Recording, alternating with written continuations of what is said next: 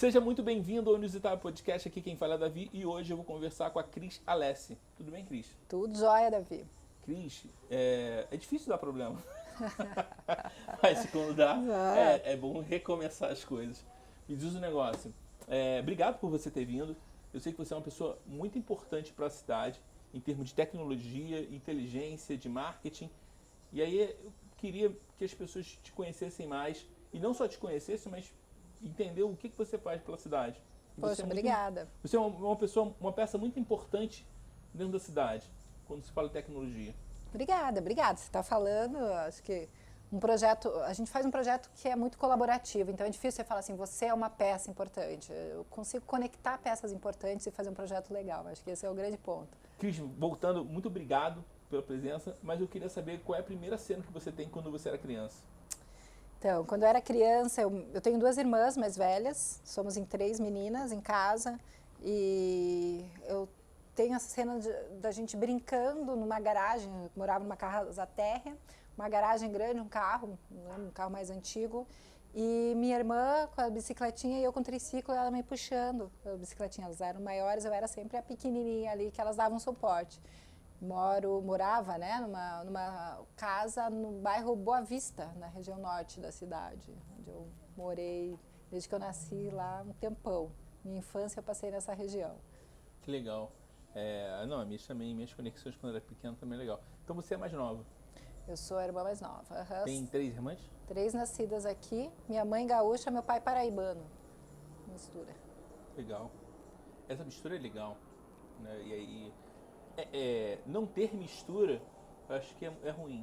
Sim, sim. Não, a história deles é muito louca, assim, se desencontraram, época sem celular, que a gente não sabe o que é, né, o século passado, e estavam andando os dois na calçadão da Rua 15 e se reencontraram depois de muitos anos. Peraí, se reencontraram? Como assim se reencontraram? Eles namoraram no interior do estado do Paraná e cada um foi para um lado e nunca mais se viram. E de repente abriu uma loja na 15, a minha mãe tinha um salão, estavam passando na 15, nem sabiam que os dois tinham vindo morar em Curitiba, se esbarraram, deram um de frente para o outro, casaram. Engraçado isso, né? Louca. Foi demais. Não, é muito legal. Engraçado, a gente grava um podcast, mas assim, a cabeça fica a mil para que a gente possa gravar outras coisas. Então, todo dia eu vou na padaria. E aí quando eu vou na padaria tem um senhor, eu moro ali no Cristo Rei. Uhum. Tem um senhor que ele fica vagando e ele é um andarilho. E eu sempre dou café para ele. E eu queria saber mais sobre o seu Carlos.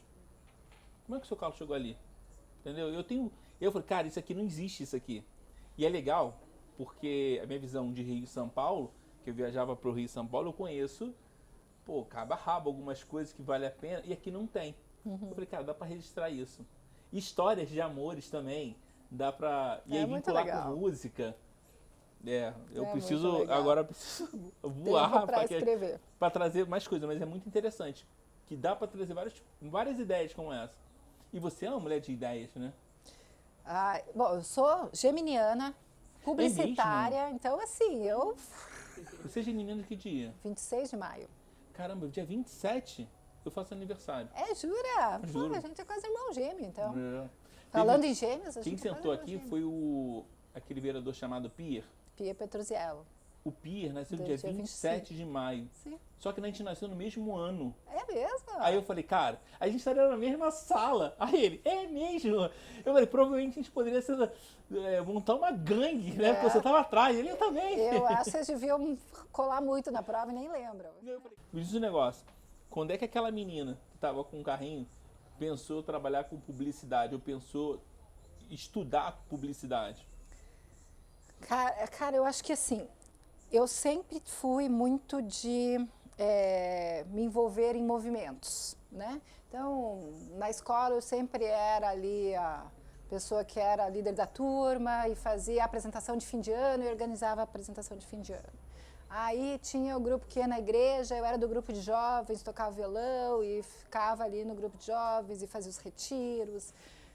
Depois fiz alguns movimentos de trabalhos sociais, de grupos de pastoral. Então, assim, eu sempre tive isso de me articular entre grupos e escrevia muito. E aí começava a falava muito em público nesses grupos, né, para falar de causas, falar de trabalhos, enfim.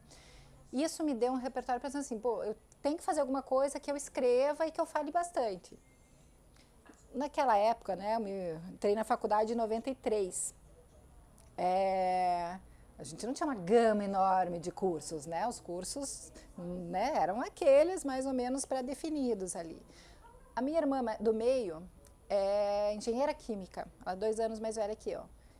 E eu gosto muito de química, sempre gostei de química, não tem nada a ver com publicidade, né? Então eu fiz vestibular como primeira e segunda opção. Primeira opção, publicidade, segunda opção, engenharia química, né? Negócio assim, tudo a ver. Só que eu fiz, para definir o curso ali, eu fiz aquele teste de vocacional e deu que eu tinha que fazer algo com vendas, com comunicação, e aí defini por publicidade. Cara, no dia 1 da faculdade eu tive certeza que é aquilo que eu iria fazer e bora fazer, criatividade, escrevia, achava que ia ser redatora, achava que eu ia trabalhar com criação mesmo, assim, criação publicitária. Tanto é que na faculdade fiz vários estágios em áreas de criação publicitária. Só que meu pai e minha mãe são empreendedores. Minha mãe teve salão de beleza, meu pai imobiliária. E o meu pai sempre falava o seguinte, que a gente tinha que, as primeiras experiências profissionais, a gente tinha que ser nossos próprios chefes, para que a gente pudesse aprender o que a faculdade não aprendia. Ele sempre estimulou nós 3 a fazermos. Isso é muito legal, porque 3 mulheres, né? Meu pai estimulando a gente para empreender desde cedinho. E aí eu saí da faculdade abrindo, logicamente, uma agência de publicidade, né? Para ligar o que eu amava fazer, eu tinha me identificado no curso com a agência, com o empreendedorismo. E abri a Canvas Publicidade Design. Ele vai gostar, porque Canvas, né, era justamente por causa da tela de pintura, né? Então, tanto é que nossos portfólios eram tudo pintado à mão, tal, com 2 sócios. E tive a agência por 10 anos. Canvas Publicidade Design, vários clientes e tal. Aí, nesses 10 anos, eu tive meus 2 filhos e tal.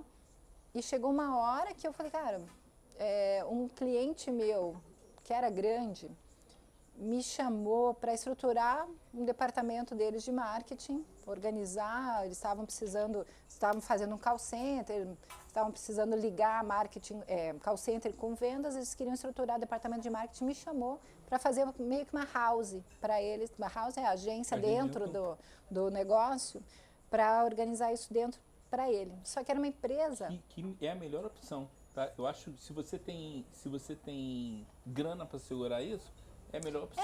É que você não vai conseguir ter todos os profissionais ali dentro. Verdade. Então, hoje em dia, não sei se é. Mas, enfim, na época era. Isso era 2007, 2008, mais ou menos. Internet, e aí voou também. Estava começando a internet, e o que era legal, assim, estava começando a profissionalizar.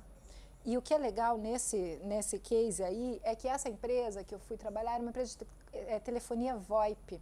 Antes do Skype. Eu lembro. Cara, eles faziam assim, VoIP corporativa, ligação de ponta a ponta para empresas. E aí, cara, eu comecei a trabalhar com 3 frentes. O call center, vendas, né, que eram as 2 coisas que eles queriam conectar, e programação, porque sem os programadores a gente não tinha produto. Só que eu não conseguia falar a língua desses programadores. Foi aí que eu conheci o Alexandre Rosa, teu amigo. Eu não conseguia falar a língua deles, porque eu não entendia de tecnologia. Eles me falavam lá que aquela programação levava 2 semanas, eu tinha que engolir. E eu falava, cara, não pode, eu preciso aprender pelo menos a falar com essas pessoas. E comecei a estudar programação. Aprendi a programar HTML, na época CSS, tinha lá as coisas de blogs que estavam começando, John, um monte de coisa. Comecei a fazer curso e estudar, não para desenvolver, mas para saber demandar, saber pedir. E saber entender. Né? E aí só que quando eu comecei a estudar, eu comecei a olhar para o cenário, daí as redes sociais estavam começando, na época só Twitter, e Orkut vindo para o Brasil, VoIP crescendo muito, comecei a olhar para o cenário da publicidade E São Paulo começou a ter agências só de digital. Não eram agências offline que estavam se tornando online. Agências só online.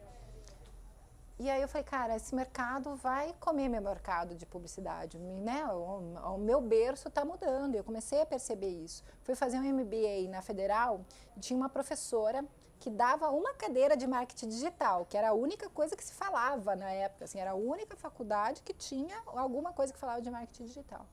E o nome dela, Marta Gabriel. Quem não conhece, siga, dá um Google aí, que ela é uma sumidade. Tem vários cursos, né? Nossa, Vários cursos, ela tem vários livros. Professor da ISPM, HSM, muitos e muitos livros. Pô, ela foi patrocinada um tempão pela Local Web, para ser a única palestrante mundial em termos de tecnologia e tal. E ela foi minha professora, cara, olha isso, de marketing digital. Quando ela começou, era um módulo só, sei lá, quantas aulas tinha um módulo? 8 aulas, nem lembro mais. Quando ela começou a falar, eu olhei para ela, eu falo isso para ela, falei, cara, eu quero ser essa mulher aí, essa mulher é sensacional, Legal. meu, pô, que mundo que ela abriu, assim, que ela conhecia, que eu não conhecia.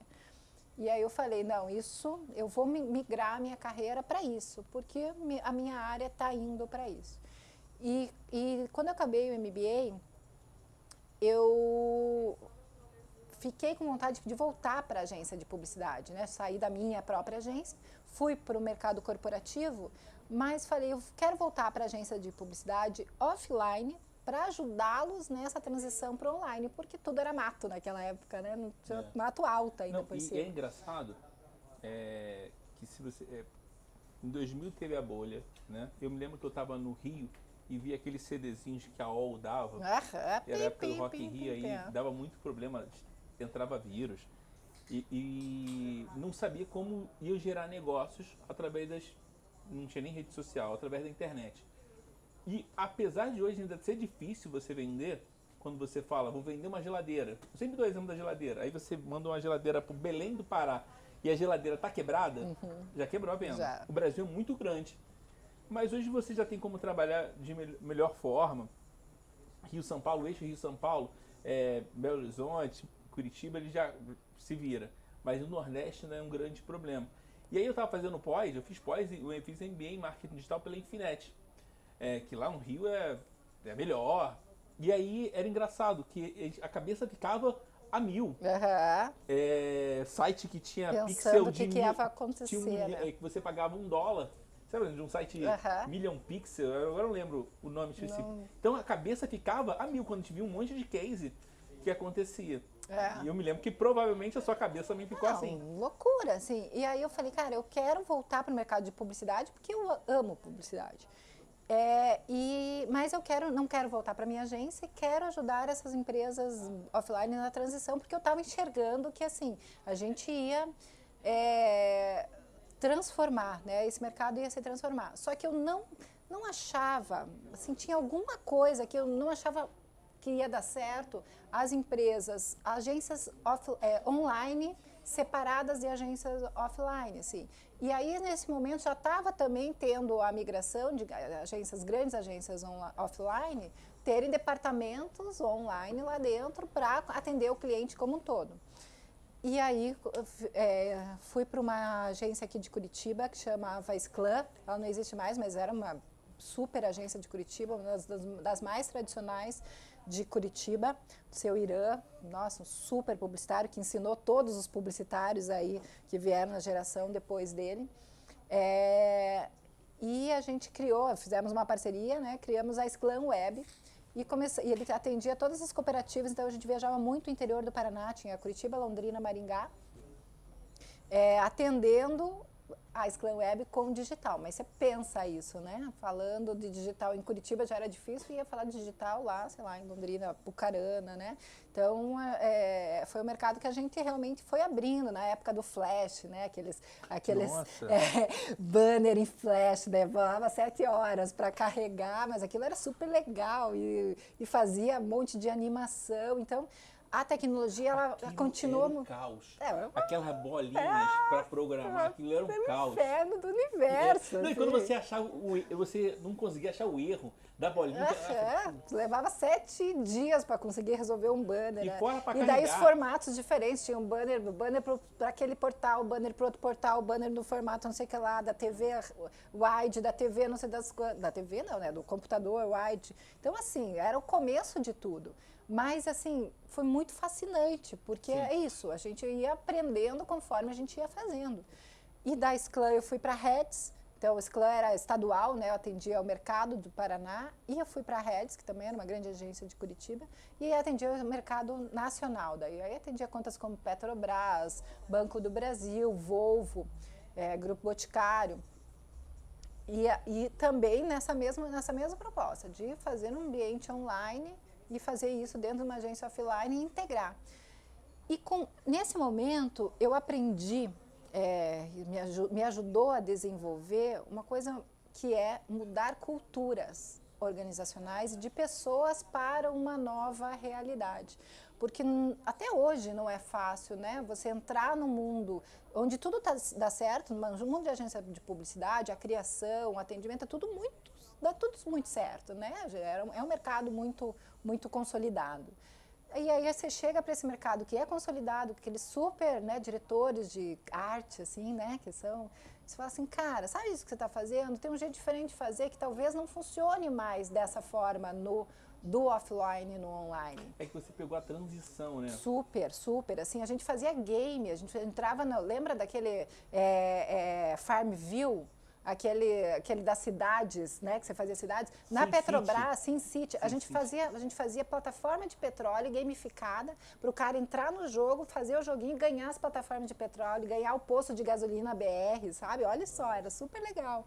Mas era o começo de tudo, no Facebook, daí o Facebook veio, a gente fazia isso do Orkut, depois fazia isso, teve que migrar para a plataforma do... Orkut? Fiz no Orkut. Que legal. Fiz porque o Orkut tinha um problema ali que não conseguia monetizar o negócio, né? Mas então a gente não monetizava, né? Porque a gente trabalhava para marca. A gente trabalhava para marca e para fabricante do jogo. Então essa era a nossa relação, legal. Entendeu? Então depois migrou do Orkut para o Facebook, daí, putz, um trabalho para refazer aquelas plataformas no outro ambiente. Então assim, foi um período muito rico, assim. E aí, trabalhando que nem condenado, né, indo para São Paulo, Rio, a gente tinha, daí nessa época tinha escritório Curitiba, São Paulo, Rio e Brasília. Então eu acordava num lugar, dormia no outro, tal, e a vida foi indo, e trabalho, lembro que atendia Cielo, e aí começou as maquininhas de cartão de crédito, trabalhar com B2B, né, e aí começaram os celulares. E aí toda aquela linguagem... Aí deve ter sido em 2012 ou 2013. Antes, 2010, 2011. Mas eu lembro que a Nokia começou a investir muito em música.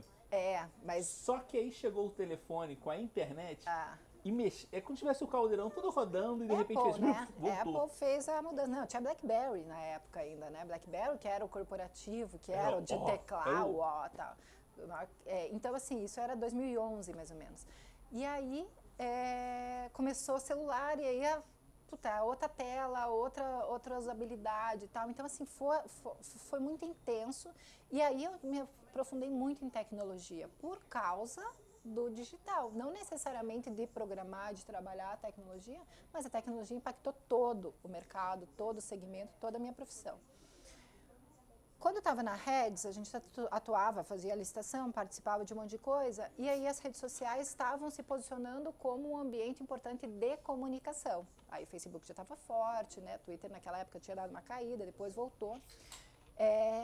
E aí as marcas precisavam estar nesse ambiente para se comunicar com o consumidor, na época, né? Tipo, aí os call centers não falavam só no telefone, no site, tinha que falar nas redes sociais também. Sim. Tinha várias crises, né, das redes sociais, o cara se posicionava errado, falava uma coisa errada. É engraçado o que você está falando, que na verdade você vê picos, né? Se a gente pensar de 2000, tá? 2000 é que eu comecei a observar isso. 2000... E você vem descendo, vem subindo. Aquilo que você pensa, você não tem como prever o futuro com a tecnologia presente. Esse que é o lance. A tecnologia chega como uma ferramenta, só que ela muda a tal ponto o comportamento das pessoas que ela vira o top, o hype, né? A tecnologia faz com que as pessoas façam coisas diferentes. E é isso que a gente está vendo a todo tempo Sim. agora. Só que cada vez com ciclos menores, né? Lá a gente demorava 5 anos para as coisas acontecer, hoje em 1 ano as coisas mudam muito mais rápido. E aí nessa mudança, né, de atender contas e trabalhar muito forte digital e começamos a atender muito forte redes sociais e conteúdo para redes sociais, a gente fez um projeto que a gente ganhou uma conta do governo do estado do Paraná como agência de publicidade atendendo aquela conta e precisava executar, só que não tinha time, não tinha pessoas, as pessoas lá dentro não conheciam disso. E aí minha chefe falou, Cris, vá, passe um período de uns 6 meses lá dentro, crie um time, faça o projeto rodar, depois você volta para a agência. E eu lembro que quando eu estava saindo, meu par de atendimento falou para mim, puta, Cris, você vai para governo e nunca mais vai sair. Eu falei, imagina, nunca, né, sou do mercado privado, adoro agência e tal, vou para lá 6 meses, estou de volta. Sabe uma coisa que eu vejo que você faz muito transformação digital. Né? Mais ou menos isso. Você chega no ambiente, você ensina para a pessoa mais ou menos incorporar isso que constantemente tem. Mas sabia que às vezes eu passo por algumas agências, né? Às vezes entro, trabalho, porque a rede social cresceu também, os caras falam, quem é esse cara? Sim. E aí vem me perguntar. Mas eu vejo muita arrogância hoje de profissionais. Tipo, não quer escutar um novo. Às vezes o cara de 20 anos tem uma coisa muito nova e as pessoas não estão olhando. Tipo, aperta o botão tudo a mesma coisa automático. E tem muita coisa acontecendo. Mas eu acho que cada vez menos, sabia? Justamente porque as coisas estão mudando muito rápido, então isso assusta. E aí, se você perde o bonde, você está vendo grandes marcas perdendo o bonde e se ferrando demais. Então eu acho que cada vez menos essa arrogância de eu sei tudo, porque cada vez mais todos os dias nos provam que a gente não sabe nada, que a gente tem que reaprender e aprender a desaprender o tempo todo, que eu acho que esse ponto vai se transformando. E aí, o que aconteceu é porque eu fiz um trabalho por uma agência e eu senti isso. Não sei se era para segurar emprego, mas eu senti que o novo às vezes ainda provoca. Quer ver uma coisa muito boa? O Ítalo é um cara que ele entende mais do que eu determinadas coisas. Eu dou o norte, eu falei, cara, isso aqui é legal. Mas ele olha e fala, cara, isso aqui é que tava dando um problema. Cara, ele tem 40. Então ele tem 20 e pouco. Eu falei, cara, e às vezes eu escuto ele. Eu quero escutar ele falando. E eu sinto muita falta de adolescente. Eu não tenho contato com adolescente. Porque o adolescente tem coisa nova pra você. Na verdade, aproveitando a deixa, isso que vocês estão falando, eu vi uma vez a Rita Von Hutt. É incrível, assim, os podcasts que ela faz, as conversas que ela tem. E ela estava falando que o nome disso, de pessoas que são mais acostumadas com a tecnologia, ela chama de nativos digitais. Mas Eu acho muito legal essa forma como E aí tem tudo a ver com o que você faz. Você está nesse ambiente que tem que entender A, B e provavelmente você é igual o Conde Drácula. Tem que sugar o novo para te renovar. Sim. Para te renovar. Eu sou movida a desafios, né? Tanto que quando eu fui para lá, para o governo, eu falei, cara, imagina, eu sou inquieta. Como é que eu vou trabalhar num ambiente quadrado, né? Totalmente engessado. Só que aí você também, você julga de fora, né? Claro que governos têm N problemas, só que quando você olha de dentro para fora, você vê 1000 possibilidades e 1000 pessoas super bem intencionadas, querendo fazer, querendo transformar e com paixão pelo servir o público, que é a lógica do servidor público, é você estar ali para servir, né, uma população, uma cidade, um estado, naquele caso. E aí só que eu entrei, veja, olha que louco, né? Isso foi comecinho de 2012, meio de 2012, e se você lembrar o que aconteceu no Brasil, 2012 e 2013, foram as maiores crises de redes sociais com o governo nas tarifas de, não é apenas por 12 centavos. Lembra disso? Lembro, que era... porque eu trabalhava na Rio Card.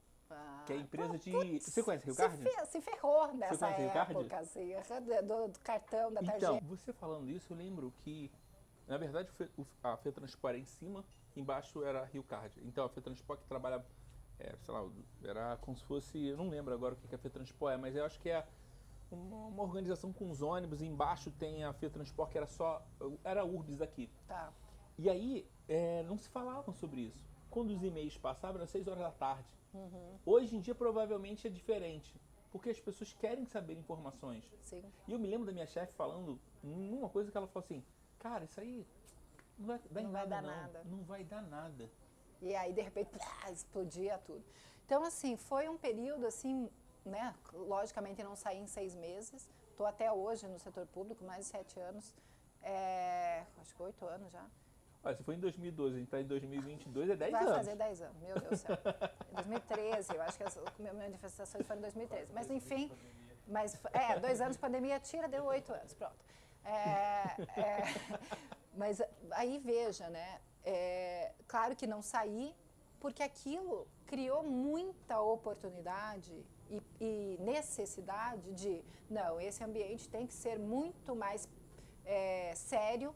Ele tem que ser sério no sentido, né, levado a sério. Aqui é uma fonte de conteúdo de planejamento, de políticas públicas, inclusive. Mas, por outro lado, também a gente tinha que fazer muitos produtos virarem digitais. E aí a gente começou a trabalhar como na Secretaria de Comunicação, com vários órgãos para tentar ajudá-los na transformação digital. Desde o Detran, nos seus aplicativos, nos seus produtos que estavam virando, serviços virando digitais, até a empresa, né, que é do governo, que faz toda a parte de tecnologia. Então a gente fez novos portais de transparência, fizemos todos os novos portais de todas as secretarias, justamente nessa visão de que os ambientes físicos estavam se tornando também ambientes digitais, desde os ambientes digitais tinham que ser tão importantes e tão usáveis pelo cidadão quanto isso. Então eu passei esse período no governo do estado, que foi super rico, e fui depois disso para a Prefeitura de Curitiba, quando o prefeito Rafael Greca ganhou, em 2016, né, ele está no segundo mandato, quer dizer, terceiro, mas segundo mandato consecutivo agora. Então, a primeira vez em 2016, 17, né, que ele entrou no governo, na Prefeitura de Curitiba, e eu entrei com ele porque ele tinha um projeto de comunicação muito legal, né, uma comunicação integrada que eu ajudei, né, de alguma forma a criar e pensar na comunicação 360 para a cidade, e um projeto de inovação chamado Vale do Pinhão, que é hoje o projeto que eu toco na Agência Curitiba, e por causa desse projeto eu fui para a Agência Curitiba. Tá, só pra gente completar, o que é a Agência Curitiba? Eu sei que você me explicou quando a gente começou, Tá. mas eu acho que quando eu passo ali, eu trabalho com marketing há muito tempo, mas eu não conheço, porra, é novo. Você lembra que eu falei que é forasteiro? Uhum. Então, igual você, 4 anos, mas mata 2 por causa da pandemia. E eu sei que ali ali no Vale do Pinhão acontece alguma coisa que aquilo não é tão divulgado. E eu falei, pô, eu queria conhecer aquela. Olha que coisa louca, eu queria conhecer. Mas aí acabou fazendo outra coisa, eu queria que você explicasse. Tá. Porque ali é como se fossem vários cientistas mexendo para a qualidade da cidade. Cara, é um pouco. É isso também. Então vamos lá. Quando eu fui para a prefeitura, eu fui para a área de comunicação. Passei o primeiro ano ali, mas o prefeito já tinha a visão de que a cidade de Curitiba ela é super inovadora na área de transporte, na área de planejamento urbano, né, separação de lixo, sustentabilidade há muitos anos. Só que ele percebeu que existia alguma coisa acontecendo no Brasil e no mundo e que Curitiba não estava dentro, que era justamente esse ambiente de negócios tecnológicos, de empresas como startups. Isso acontecia fora de Curitiba. Então, Florianópolis estava legal, você ia para Belo Horizonte, tinha coisa acontecendo, São Paulo nem se fala, Recife, e Curitiba não estava no mapa, não estava nos rankings, não aparecia nesse cenário. Embora tivessem boas empresas que já estavam crescendo como startups aqui, a gente não tinha um ambiente bom para isso. Então, ele foi lá, criou inclusive esse nome, Vale do Pinhão, meio que fazendo um paralelo ao Vale do Silício. Nesse momento, ele me pediu para ir para a Agência Curitiba quando a gente percebeu que o ambiente, só ter um prédio, só ter um espaço físico não era suficiente para a gente alcançar esse nível de desenvolvimento realmente forte do setor produtivo, junto com as universidades, junto com o setor público. E aí eu fui para a Agência Curitiba, que é como se fosse uma secretaria da prefeitura, mas ela é uma agência de desenvolvimento econômico, e aí a gente colocou a vertente de inovação. Então, ela hoje é uma das principais líderes do movimento, né, do projeto do Vale do Pinhão. Não é a única, né, porque o Vale do Pinhão é o movimento da cidade, então os atores da cidade, tanto as universidades, as startups, as grandes empresas, as instituições, FIEP, SEBRAE, né, é um grande ecossistema que precisa estar junto para que isso funcione. E a Agência Curitiba, então, ela é como se fosse uma gestora pelo lado da prefeitura para isso. Para a cidade, então, para o ambiente da prefeitura para fora, mas também do ambiente da prefeitura para dentro. Como que a prefeitura, como que a gestão pública se moderniza em termos de aplicativos, em termos de comunicação com o público, em termos de testes, né? Como que a mobilidade ela fica mais eficiente, mais inovadora, como que as novas energias né, vêm para a nossa cidade, como que a gente cria centros de comando, como que a gente vira uma cidade mais inteligente. E esse é o mote de Curitiba hoje, sermos uma cidade inteligente, e hoje nós somos considerada sempre no ranking entre as 3 cidades mais inteligentes do Brasil, somos considerados entre as 6 cidades mais inteligentes do mundo, entre as 7 comunidades mais inteligentes do mundo. Então, hoje a gente já se posicionou nesse ambiente de cidades inteligentes. O Vale do Pinhão, ele é como se fosse um guarda-chuva para tudo isso, e que tem 5 grandes pilares, e embaixo desses pilares tudo acontece. Então, sim, estamos num ambiente físico que é super legal, que é a Agência Curitiba fica no antigo Moinho Rebouças, então era um antigo moinho de farinha que foi transformado, né, num ambiente empresarial.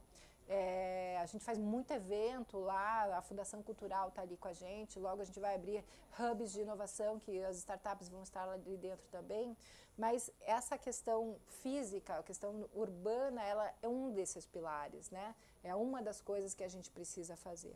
Então, o Vale do Pinhão se transformou no pilar do ambiente, né? Da urbanização, mas também no pilar da legislação. Veja, como que eu faço uma mudança profunda se eu não crio mecanismos para que eu possa fazer isso, né? Mecanismos que permitam que isso seja feito. Isso se faz com legislação, né? E a legislação é antiga, a legislação no Brasil é velha. Como que a gente faz a legislação para o novo? A gente precisa legislar de novo. E esse é um trabalho forte que a gente faz. Faz novas leis, leis de inovação, leis de incentivos fiscais, leis que permitam, por exemplo, abrir a cidade para teste com sandbox, para o 5G vir aqui. A gente não sabe o que vai ser ainda com o 5G, então vamos testar, vamos permitir aquela coisa que a da cidade tecnologia, né? Não tem como está sempre à frente, está sempre à frente. Como é que você corre atrás? Né? Você tem que ir fazendo as coisas para abrir esses caminhos. Terceiro pilar importante para a gente, a questão de educação para essa transformação. Educação para essa transformação digital, educação para essa transformação de mindset, que é quase, a gente chama de educação empreendedora, né? Para o empreendedorismo como habilidade, não empreendedorismo necessariamente como ato de abrir uma empresa, mas ato de resolver problemas, ato de, né, pensar sistemicamente. Então, porque não adianta ter uma cidade super tecnológica se as pessoas não sabem acessar isso. Eu preciso ajudar as pessoas a acessar. E as pessoas de toda a classe social, de qualquer idade, de qualquer lugar da cidade, né? Ou do país onde eu estiver. Então, a educação é um pilar importante. A tecnologia, logicamente, né? É um pilar que é transversal, mas ele é fundamental para isso. E, por último, justamente a articulação, a governança desses atores, desse ecossistema, para que a gente faça os planos juntos, navegue juntos para o mesmo, vá juntos para o mesmo norte, né? Que a gente consiga construir um com o outro, né? Não é um ou o outro, é um e o outro. E eu acho que esse é o grande ponto do que você falava, que às vezes você sente alguma arrogância, e a gente tem uma coisa que fala que ecossistema é ruim quando ele é egossistema, né? Porque egos são muito difíceis de serem geridos, mas quando a gente fala num ambiente que está tão conectado quanto isso, a gente consegue fazer com que as pessoas estejam ao mesmo tempo, em momentos em papéis de liderança e outros momentos em papéis de liderado. E esse é o novo mercado. não só no público, no privado também, nas organizações, nas empresas, nas indústrias. Em muitos momentos você tem que ser o líder e em muitos momentos você tem que ser o liderado. Exato. E isso é preciso quebrar alguns preconceitos, mudar um pouquinho a cabeça, a gente fala mudança de mindset, tão batida essa palavra, né? Mas não é a verdade, a gente tem que mudar nosso modelo mental, que é construído, baseado no modelo convencional, para o modelo que está se desrompendo a cada momento, muitas Verdade. vezes. Porque tem coisas que você não sabe que eu sei e vice-versa. E a O gente vai tempo aprendendo. todo. Quer ver? A gente estava conversando aqui, meu pai era desenhista, meu pai é desenhista. E aí o Ítalo desenhava, e aí eu falei, cara, ele me mostrou uns desenhos, eu falei, cara, vou te mostrar uma caneta para você possa estar utilizando. Falei para ele começou a utilizar a caneta, e aí ele já sabe mais do que eu. Porque ele já sabe qual é a plataforma aqui, qual é o ambiente que ele pode, a textura que ele pode utilizar. Cara, e aí eu pergunto mais a ele, porque eu, em algum momento eu mudei. E tem uma coisa que é muito bacana, assim, eu sou apaixonada, né, por tecnologia, sou apaixonada por inovação, mas eu sou apaixonada pelas possibilidades que você estar aberto ao novo te traz, né? Então você veja, você vê hoje uma startup que tem 6 meses, 1 ano de vida, quebrando o mercado de uma empresa que tem 100 anos de história. Não pela beleza de quebrar a empresa, não, mas porque essas pessoas que elas focaram em assim, quais são os problemas que não estão sendo resolvidos. Né? No mundo de startups se fala das dores, né? Quais são as dores que as pessoas têm e que não está sendo endereçada. E esses caras, essas meninas vão lá e resolvem. E às vezes da maneira mais do outro lado que venha a fazer. Não quer dizer que a tecnologia sempre seja boa, né? Hoje a gente fala num abismo social, que o abismo tecnológico ele é mais cruel do que o abismo social. A tecnologia ela pode ser um grande indutor de pobreza, de discriminação, infelizmente. Então a tecnologia não é só boa, mas com certeza através da tecnologia nós podemos fazer coisas melhores, nós podemos nos tornar uma sociedade melhor. Então isso é muito bacana. E o outro ponto de você se abrir ao novo é que você está numa curva sempre ascendente de transformação infinita. Você não tem mais idade para começar a aprender, você não tem mais idade para mudar de profissão, você não tem mais idade para experimentar algo novo, até porque a gente está vivendo cada vez mais. Né? Meu pai tem quase 80 anos, 79 anos, ele é psicólogo de formação, trabalhou muito tempo com imobiliário, mas depois da aposentadoria ele falou, não, vou voltar a clinicar, e isso foi em 2018, 19 ele clinicou, 20, pandemia, ele ficou sem ter mais consultório, sem poder ir para o consultório. Ele falou, cara, eu tô vendo umas coisas aqui, tem uns caras que estão fazendo esse negócio, atendimento pelo computador. De filha você passou para consultora, né? Aí eu falei, tem mesmo, pai, vamos dar uma olhada. Ele foi lá, fuçou, achamos umas plataformas lá, ele se cadastrou naquela plataforma. Hoje, ele só faz consulta online. Ele tem quase 80 anos. Você vai me dizer que existe uma barreira de idade? Não, existe a barreira de vontade dele. Sofreu? Sofreu. Penou? Pena até hoje? Pena. Mas, cara, ele está felizão atendendo por uma plataforma. Olha que coisa mais linda, que case maravilhoso. Um cara de 80 anos que aprendeu, né? Quem montou o kit multimídia para ele foi meu filho de 20. Né? Porra, é muito legal. Olha, aqui veio o senhor Nilson Miller, que é do Zequinha. Né? Que legal. Ele tem 80 anos também. Sensacional. E aí um rapaz... Eu tenho um quadro na minha casa, que são as figuras do Zequinha, várias figuras do Zequinha daquela época. Tem um quadro de graça. Quando voltou, eu falei, putz, meu quadro não é mais agora super legal, porque todo mundo tem as figurinhas de novo. E ele começou de novo a refazer, porque era um nome desconhecido, ninguém sabia. E aí um vizinho pediu para ele fazer um desenho. E ele falou, cara, eu quero investir em você. E aí voltou com álbum. Com álbum. Ele tem 80 anos. Tem gente com 20 anos que acha que não consegue, que a vida acabou. Ele com 80 é a possibilidade de falar assim, cara, a vida é muito mais ampla do que a gente imagina. Um parênteses aqui, o Roberto Marinho criou a Rede Globo com mais de 60, né? Não, Então esse é um... da Leite Isso de pra mim Rosa, é um o dono da case. Leite Rosa. Esses cases todos de marketing eu também. Né? Da Leite Rosa. Tem um monte, tem a. Ai, tem um monte, dono do McDonald's, e por aí vai. É o ato de você entender que você pode trabalhar. E hoje o Zequinha não tem mais a loja ali na arcada de São Francisco. Ele tá com uma loja virtual. Que é o que ele precisa. Muito legal, muito legal. Muito legal. Que ele só precisa fazer marketing agora para vender. Mas sim, ele se posicionou digitalmente. As pessoas encontram ele. E é muito legal porque, claro que ele não vai ser eterno. Mas isso pode ser um legado por um monte de coisa. Com certeza. Daqui a pouco ele tá vendendo NFTs aí do Zequinha e tudo bem. Metaverso, foi começar a curtir um metaverso. O dele é muito mais fácil do que a gente imagina. Já é desenho. Mas é engraçado, a gente chega aqui e hoje em dia, qual o seu maior desafio quando a gente pensa daqui a 2 anos ou daqui até 2030? Claro que você vai ficar perto do mandato, mas provavelmente você vai ficar muito mais. Porque você acaba deixando um legado. A gente não tem como. É aquilo, a gente não tem como prever o futuro com a tecnologia presente. Mas o que você enxerga para cá em termos de Curitiba? Porque tem um negócio também que, nesse período agora, eu acho que uma das primeiras vezes que você trouxe uma feira para cá, ajudou a trazer uma feira, eu fiquei acompanhando. Era o período que a gente estava falando. Era, mas... E aí, eu falei, cara, muito legal trazer uma feira para cá. Porque Curitiba não era essa cidade. Muitas vezes era conhecida como BH, era conhecida como a cidade, era o Vale do Silício. Inteligente, Então, eu acho que esse posicionamento, esse novo posicionamento de Curitiba, ele está só começando, a gente tem muita coisa para fazer.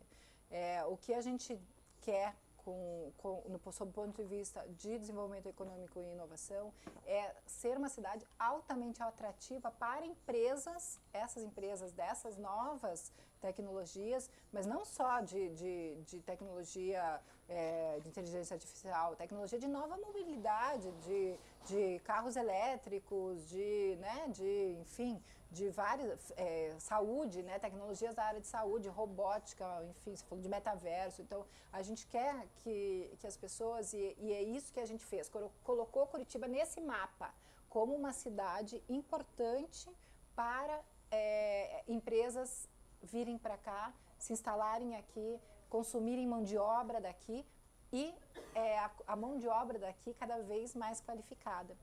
Consequentemente, as empresas que são daqui também ganham com isso, porque elas também se posicionam como estando numa cidade que ela é produtiva, que ela é promissora. Quando eu entrei na agência, eu dei uma volta nas principais startups. Na época a gente não tinha nem unicórnio ainda, né? O eBank se tornou unicórnio em 2019. Unicórnio, para quem não sabe, é uma startup... Perfeito você explicar isso. Porque às vezes as pessoas não sabem, tudo bem não saber, normal. Unicórnio é uma startup que tem o valor de $1 bilhão. Tem o nome unicórnio justamente porque na época era uma coisa super difícil de ser, não existia, né? Então, mas hoje a gente tem mais ou menos uns 400 unicórnios no mundo. Para terem uma ideia, Curitiba tem 3 unicórnios, o Brasil tem 17. eBanks? eBanks, Madeira e Olist. E a gente tem mais 2 na fila, né, nos rankings aí dizendo que serão os próximos unicórnios, que Pipefy e Contabilizei. Então a gente está aí na fila de ter 5 unicórnios, totalmente fora da curva, assim, não só do Brasil, mas do mundo. Então eu fui nessas principais startups perguntar como é que a gente pode te ajudar, né? Como a gente, como gestão pública, pode te ajudar como CEO, como CFO, como CTO para que a gente, né, para que a gente faça projetos, faça produtos, né? E aí veio, né, a questão de incentivos fiscais era uma coisa, questões de ambientes regulatórios eram outras, mas a principal coisa foi, eu gostaria de poder achar um investidor, chegar na frente do investidor, ou chegar na frente de um profissional que eu queira trazer para o meu time e não ter que explicar Curitiba. Eu queria só poder explicar sobre o meu produto, sobre a minha dor. Porque demora muito para dizer, Curitiba é uma cidade do sul do Brasil, que tem tantos habitantes, tal, para daí falar, venha para cá, porque a qualidade de vida é boa, porque quem está aqui sabe. mas quem está lá no outro lado do mundo não sabe, né? Então, foi isso que a gente começou a fazer também, entendeu a importância de colocar Curitiba nessa vitrine. No mapa, né? No mapa, e a gente No mapa conseguiu. existe. No mapa mundial, né? No mapa mundial de tecnologia. De inovação, de mercados, da nova economia, né?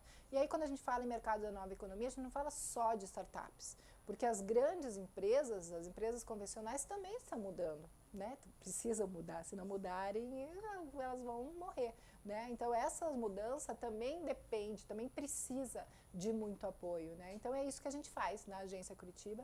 O movimento Vale do Pinhão, como eu falei, ele é um grande movimento da cidade, né? A gente faz uma gestão disso, mas a gente tem um grupo bastante grande que faz a governança conosco, então é uma governança colaborativa do Vale do Pinhão. Tem um site, né, valedopinhão.com.br, a gente faz evento o tempo todo, a gente tem uma agenda integrada de eventos, então assim, se você quiser num evento em Curitiba agora, que fale um pouco sobre tecnologia, inovação, cidades inteligentes, enfim, altas coisas de inovação, você vai ter a cada dia, assim. Só entrar no site e participar. A melhor forma de fazer parte, então, respondendo a tua pergunta, como é que eu conheço isso? Você pode fazer uma visita na Agência Curitiba, mas a melhor coisa é vá visitar, vá participar de um dos eventos do Vale do Pinhão. Isso já está bem registrado. Eu falei, não, isso é um convite que eu quero. Legal. Mas é engraçado mesmo. Tem uma coisa também que acho que você faz parte, que é fazer parte do movimento que você vai mudar o cidadão. Sim.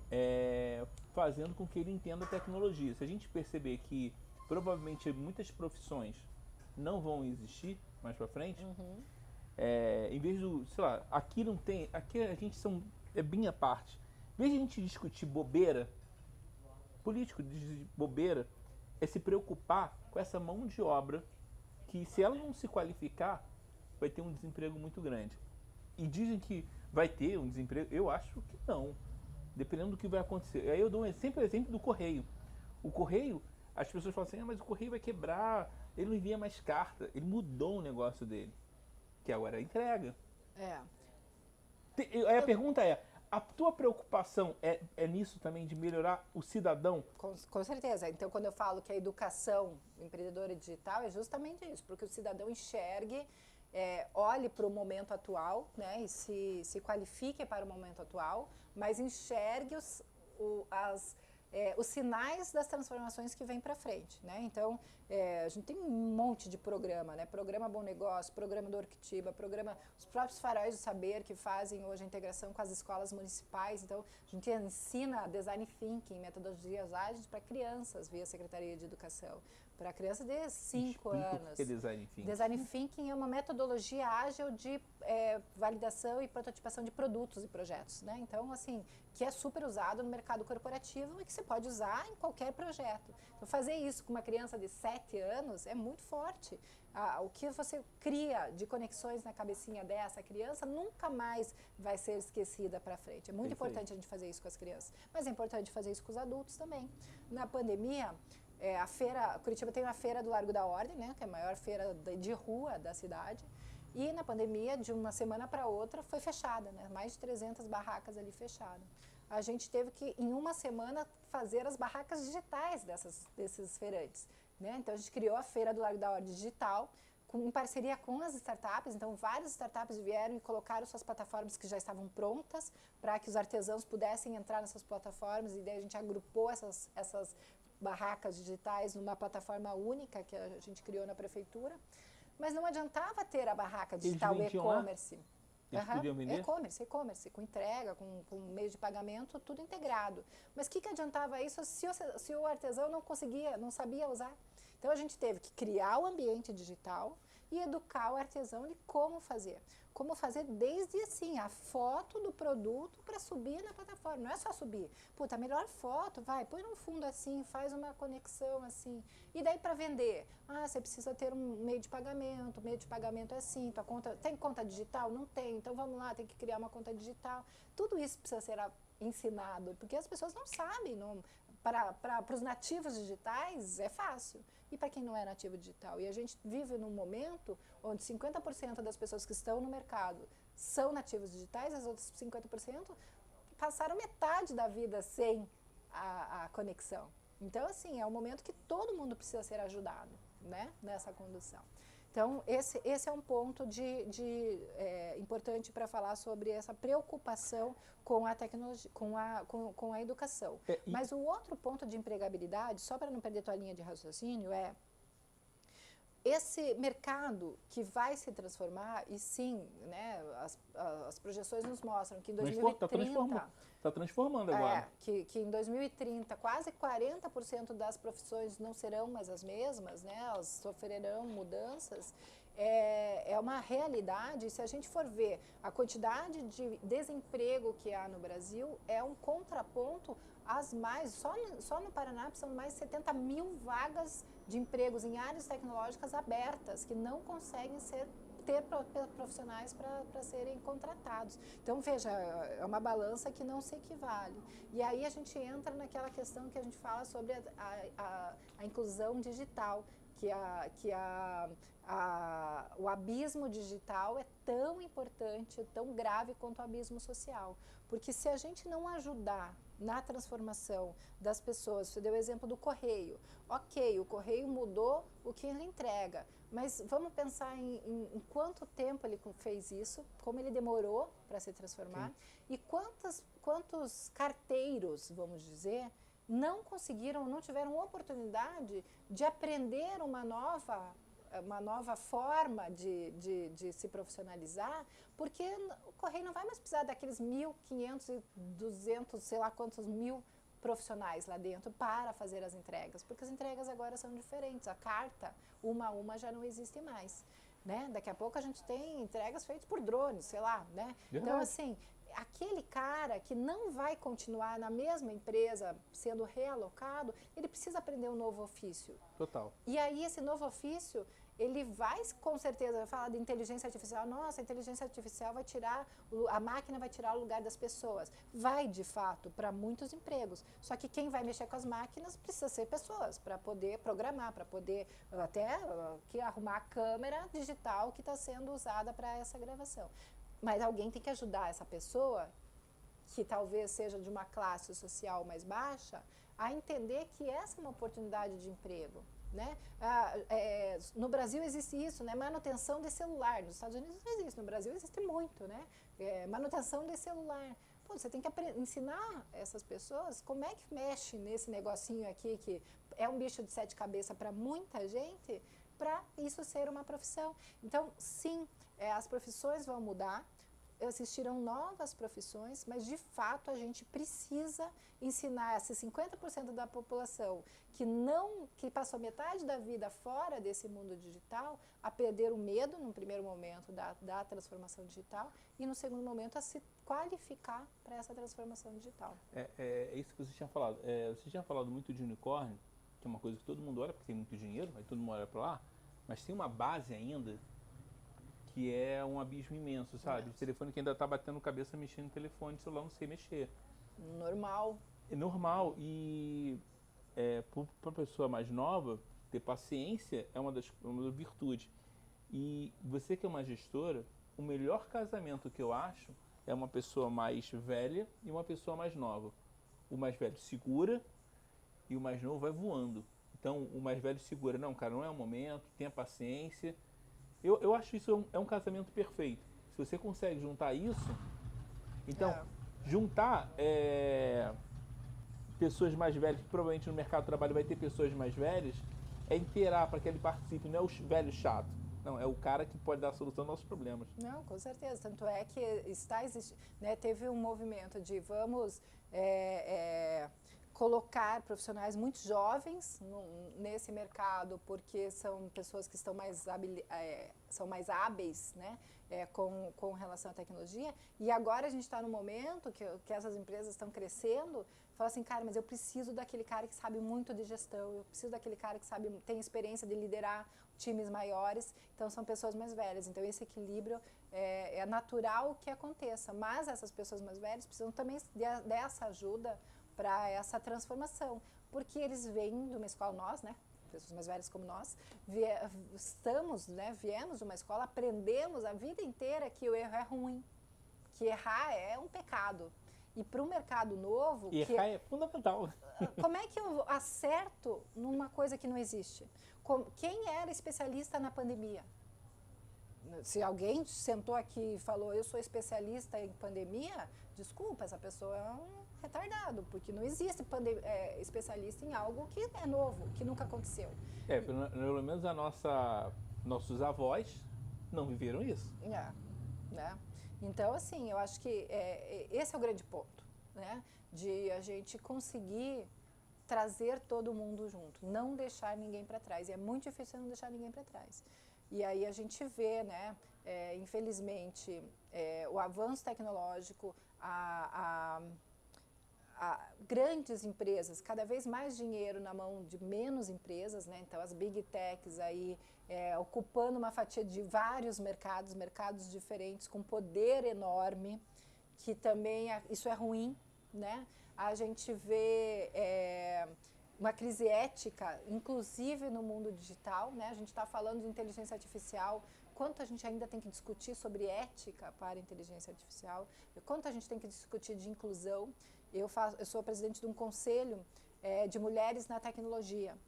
E é uma luta muito forte de colocar mais mulheres no mundo da tecnologia, que é um mundo quase 100% ocupado por homens, né? A mulher no ambiente de trabalho de liderança já é difícil. Mulher no ambiente de trabalho de liderança em tecnologia ou em programação, né? Só para você ter uma ideia, menos de 17% dos programadores no mundo são mulheres. Ah, mas tudo bem. No mundo, né? No mundo.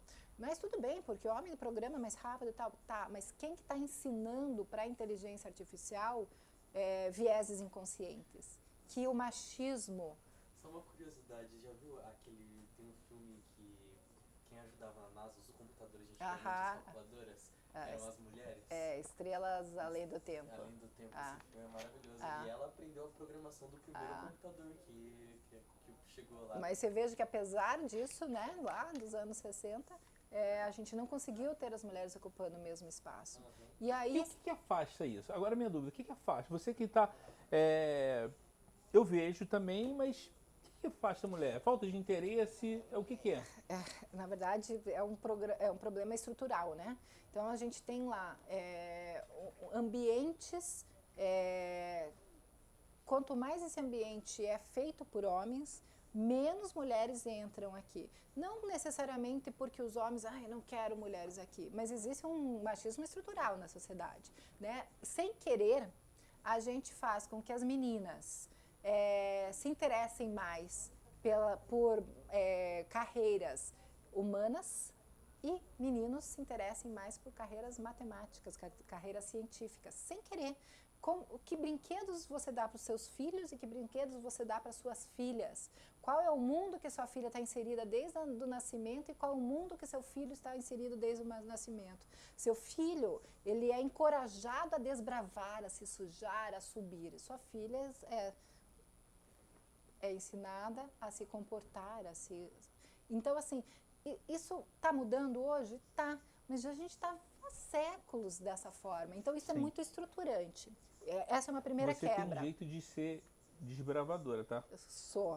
Essa é uma primeira quebra. Tem uma segunda quebra, que existe uma pesquisa da Microsoft que diz que as meninas e os meninos vão juntos na matemática, no interesse de matemática e ciências na escola, até os 14 anos. A partir dessa idade, as meninas se desinteressam.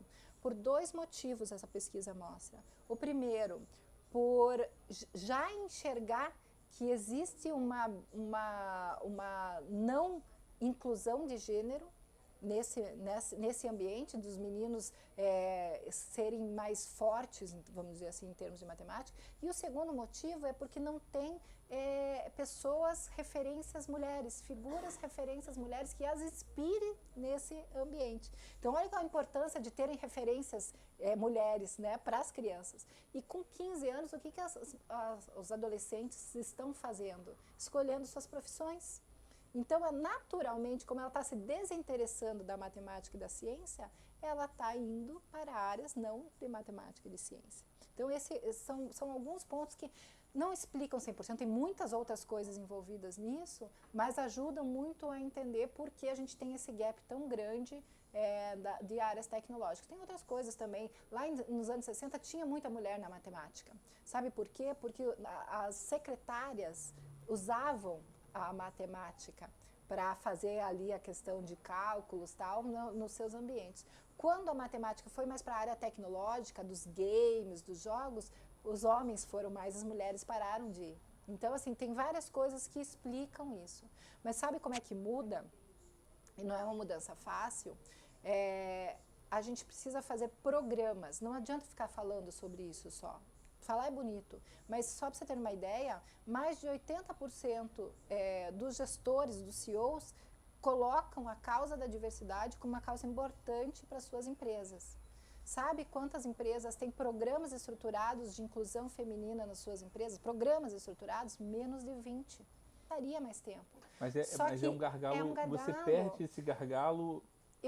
As mulheres se colocam, e por que elas vão, né? E por que elas ficam? Porque as empresas fazem com que os homens não possam ocupar esse espaço. Enquanto a mulher tem até 6 meses, de 4 a 6 meses, o homem tem 7 dias. Por que ele não pode ter um mês lá no 4º mês da criança? Não seria bom para a mulher voltar para o trabalho mais cedo, o homem ocupar um papel dentro de casa que de repente nunca vai ocupar se ele não for confrontado? A gente tem que discutir isso, né?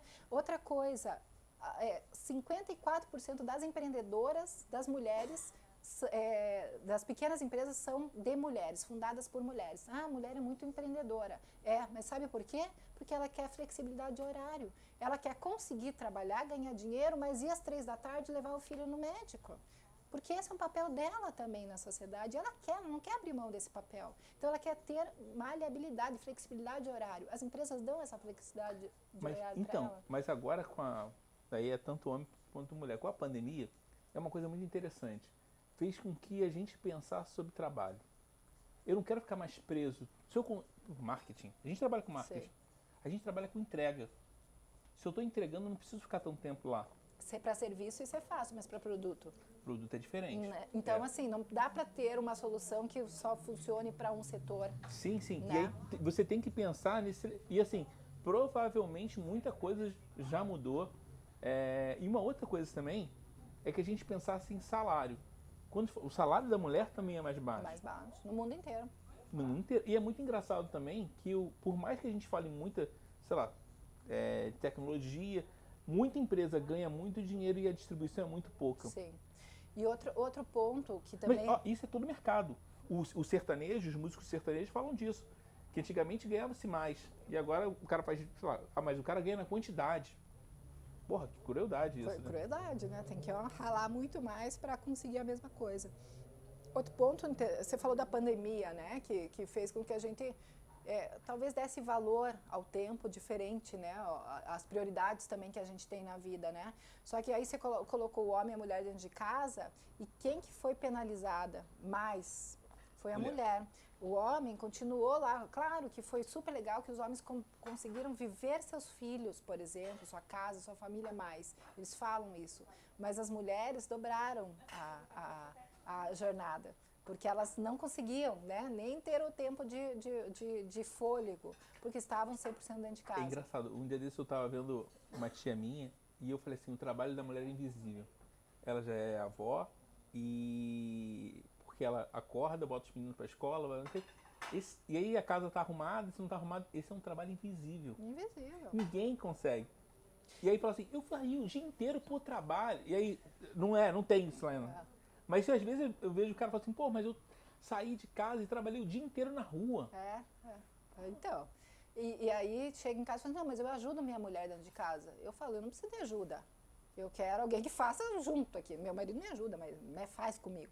Mas assim, não é ajuda. Cuidado que você pode ter um tiro no pé, tá? Mas cara, veja... Tem que ser. Não quero concordo. ajuda, né? Não tô aqui...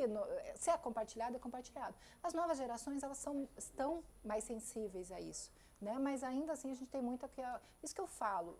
Tem muito o que falar, mas a gente tem que ter ações. Então, para mim, a única mudança, a única forma de mudar é vindo de cima para baixo. Então, primeiro que dos homens, não adianta. As mulheres sabem quais são os problemas, só que elas não estão tomando decisões, porque menos de 20% das mulheres são CEOs de empresas. Menos de 20% dos CEOs da empresa são mulheres, isso que eu quis dizer. Então, quem está tomando a decisão são os homens. Eles precisam tomar essas decisões práticas para criar gatilhos de mudanças. Mudanças práticas, né, na vida dessas mulheres. E que não acontece agora, acontece daqui a 10, 15 anos, é automático. Exato. E aí você começa... você vai conseguindo trazer toda uma geração para essa mudança, né? Então, bom, a gente podia ficar mais horas falando dessa questão de Não, eu acho fantástico. O meu lado socialista também, aí depois ficam falando que eu sou esquerdista, porque eu fico... Não, você tem que dividir a renda, enfim. E aí quando vem alguém, tipo, segunda-feira eu vi um cara que é policial, aí ele vem com um fuzil aqui e mostra. Aí muda a minha característica. Cris, eu ficaria horas falando com você. Adorei te conhecer. Eu geminiano, trabalha com marketing, aconteceu a bolha, isso aqui. Tem muita coisa que acontece e se você pudesse voltar atrás e pudesse encontrar aquela menina que estava entrando na faculdade, qual o recado você daria para ela? Que é você, tá? Com 20 anos, quando ela estava começando a faculdade. Transgrida mais, erre mais, seja menos, se cobre menos. Se cobre menos. Eu acho que esse seria o maior recado e é o que eu dou para minha filha. Se cobre menos, se permita mais errar, não precisa ser tudo perfeito. O imperfeito é bom, o imperfeito constrói. A gente é melhor quando a gente se permite mais, se cobra mais. É melhor para nós e quando a gente é melhor, a gente faz os outros melhores. Fica mais leve também, né? Você pode tropeçar. Tem algum recado que você quer deixar? Não, acho que um convite aí, já que te convidei para o Vale, para os eventos, um convite para a galera aí, que se quiserem conhecer um pouquinho mais deste mundo louco e fascinante da inovação, entre no site do Vale do Pinhão e acompanhe nossos eventos, que a gente está lá de coração, cabeças e braços aí abertos. Quero te falar que você não convidou, fui eu que meti o pé na porta. E eu falei, não, será que vale? Isso aqui, do meu jeitinho, vale? Porque eu quero. Aí, vale. Fechadíssimo. Pede para que as pessoas, suas redes sociais, para as pessoas seguirem, porque eu acho que você é uma pessoa muito importante para a cidade. É referência para mim em termos de marketing. Tá? Obrigada. Depois que eu conheci você, eu fiquei encantado e fico acompanhando o que você vai falar. Para mim, você sempre vai dar alguma dica importante. Legal, obrigada. Bom, Cris Alessi, em qualquer rede social, inclusive Facebook, o quase não existente mais, mas continua ali também. Me acham melhor no LinkedIn, minha rede social preferida. Tem um livro também, Gestão de Startups, que fala um pouco beabá, né, de como esse mundo é fascinante. Se você tem vontade e curiosidade sobre o mundo de startups também, editora Intersaberes, Gestão de Startup, Cris Alessi também me acha por ali também. Obrigado. Obrigado pela tua presença, tá bom? Valeu. Se inscreva no canal, conheça a Cris e se você não conhece, começa a seguir ela para que você possa ter informações de marketing, tá bom? Um grande abraço para você. Tchau, tchau. Você pode dar tchau também aqui, ó. Tchau, não desligou ainda a galera. câmera, não. Até mais. Obrigado, Cris. Valeu.